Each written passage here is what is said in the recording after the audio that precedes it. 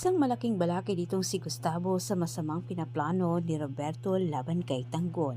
Samantala haharangan ni Gustavo ang pagdadaya ni Roberto sa kanyang apo.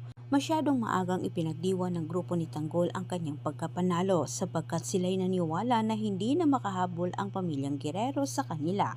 Ngunit ikinatutuwa naman ni Miguelito nang malaman niya ang plano ni Roberto.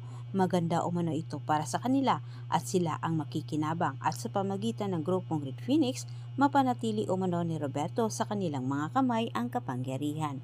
At habang ibinahagi naman ni Roberto kala Gustavo ang kanyang planong pangdadaya, hindi nagustuhan nila ni Roberto ang sagot ni Gustavo.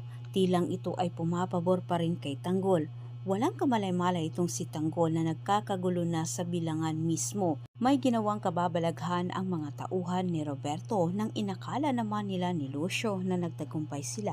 Ngunit maya-maya lang sumalisi naman ang mga tauhan ni Gustavo at pinalitan din ang nasabing high drive. Hindi naman mapantayan ang ligayang nararamdaman sa mga kalugar ni Tanggol matapos din lang masiguro ang pagkapanalo ni Tanggol. Ngunit sa kabila nito, kinakabahan naman itong si Kapitan para sa kanila lalo na kay Tanggol. Sinabi nito na hindi umano sila dapat magsaya dahil baka mamaya dayain umano itong si Tanggol at hindi rin ito nagkamali dahil nakarating din sa kanila ang gulong nangyari. Magandang ibinalita ni Lucio kay Roberto na gawa na umano nila at sigurado sila ay mapapalitan umano ang resulta ng butuhan. Ngunit segundo lang ang nakalipas nakarating naman kay Tanggol ang nangyaring gulo sa bilangan mismo.